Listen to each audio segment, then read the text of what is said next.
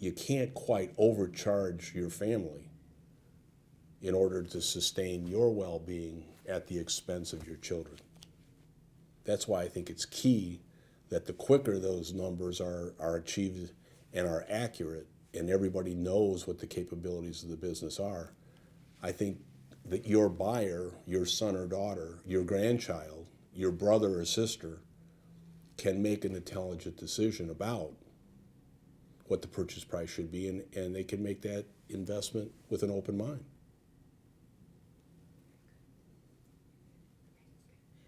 I think this is probably, it seems a little simple, but we have to kind of break it down for people, right? So what can go wrong without adequate succession planning? What are the risks? The major risk in succession planning is an unforeseen health problem or an untimely death. If you're the only one in control of that business and there is no plan for how it is sustained, if a medical emergency happens, that business is probably going to fail. No one is there to lead it. No one is there who has a vested interest in making sure that it's successful.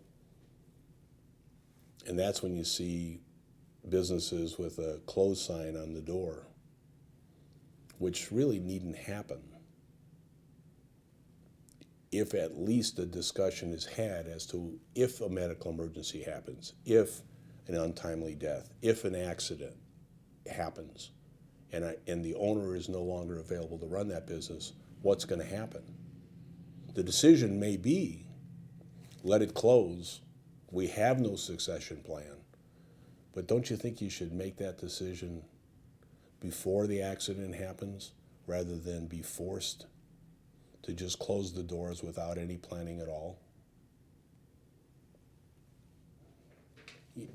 You know, you often hear that I want to save income tax, and that's my primary goal in dealing with a financial professional.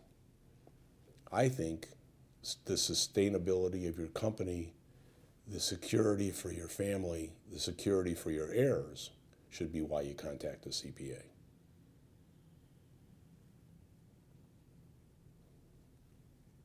How does a CPA quarterback that team? What other professionals, I guess, get brought in to assist, and how does that work? Give me a play-by-play. Well, the first thing that has to happen is after the business has been determined sustainable, a business owner should find other means or other ways to invest his income. He should not have 100% of his wealth in his closely held business. And the way that's done is to make the closely held business profitable, take a fair amount of the profits out of the business and invest that personally. Therefore, a part of the team is the financial advisor. Because you don't have to be worrying about that yourself, right? As a business owner, you need someone to help you make those investment decisions. Well, you've got to decide them yourself, and you've got to be intelligent enough to find someone that you trust and you implicitly trust, so that there are no questions, that the recommendations that they make, you have enough information, they communicate well their recommendations and why, and then you make the decision to make those investments. Hopefully then, a substantial amount of your personal wealth is in personal assets, personal investments, and that part of your net worth is your closely held business. Secondly, you should have an attorney who is involved probably more often than the once a month.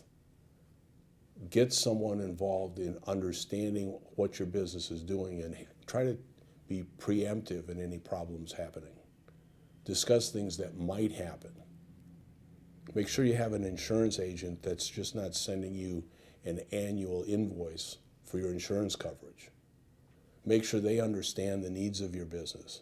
Make sure they know how your business has changed this year so that adequate coverage is there for things that might be lurking around the corner. If you start with that core, when something's special, when something out of the ordinary, something that your core advisors might not be able to handle, a specialist can be brought in. Someone who deals exclusively in a certain type of insurance product. Someone who deals specifically in a certain estate planning strategy. Someone that might help you one day in valuing your business for a proposed sale, consulting with you today as to what decisions you should make in order to get your company ready for sale. What transactions should you help along the line to make sure that the business is saleable when it's time to make that sale? Yeah, I guess how do business owners keep the momentum going for the business itself when they're kind of focusing on maybe the succession planning piece, and then also keep with their employees too that might sense that something's going on or that But I think that's okay.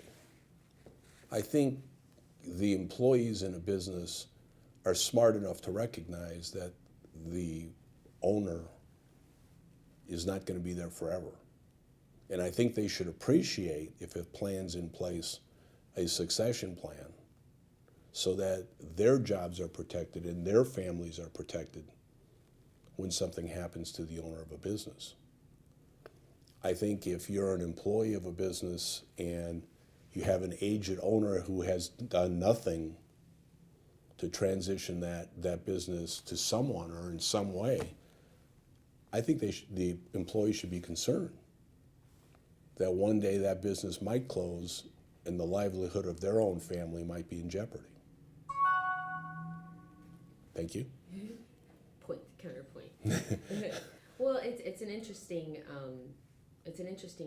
process because as you think about it, getting ahead. You want to mute that?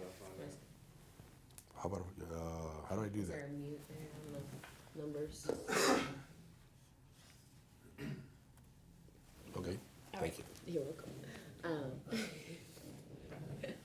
So we're gonna just talk a little bit about, your family and your transition here at the business. And then Okay. We'll be right. Okay. Okay. So,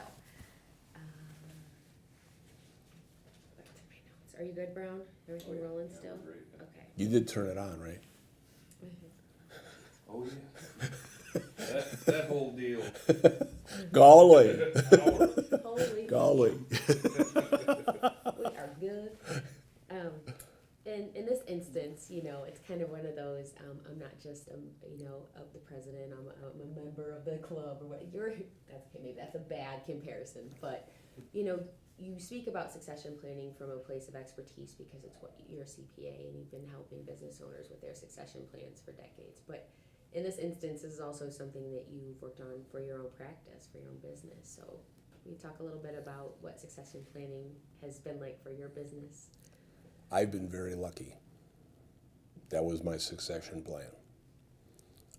Years and years and years ago, when my sons were in high school, we talked about what career they may choose.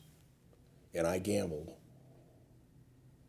thinking that one day they would get their CPA certification and that one day they'd make a decision to leave the big firm downtown and come back to help people locally. For that reason, my plan was not to do anything until they made a decision as to if they wanted to come back or they didn't want to come back. So when I speak about sometimes your plan is to do nothing, that can work out real well for you. Thankfully, there was no crisis, there was no health problem. My family didn't have to face that. And my sons decided to come back to the area and join the family business and one day take it over. So the plan was no plan. So there wasn't even the slightest backup plan in your mind of employee-based succession plan or, maybe selling to... Well, what I did do is I hired some very qualified employees so that I felt that the company would be able to survive for some time based on their performance and based on my clients already knowing those people on our staff. Other CPAs sometimes want to run the whole show themselves. They really don't want qualified people that surround them because they want to be the most important. That's also, I think, bad for the clientele or the customers of the business. Just as I said, if we don't have a plan for succession, maybe our employees would be concerned. Maybe our customers should be concerned too. You know, if you're relying on one person and one person alone, what will happen if there is some tragedy in his business or her business? Look for someone who has a backup plan, someone to continue to service you, someone that is probably servicing you day to day now, who's an employee of a business where you trust the owner to make sure that your future needs are taken care of. That was my backup plan in case my backup plan didn't work. You know, talk about kind of, you've had the benefit of working and transitioning alongside your sons in a very kind of planned manner where they were able to come into the business, acclimate, and now really start to assume those leadership positions. And you can, as outsiders, we can almost see the transition happening. I mean, is that joyful for you? Is it stressful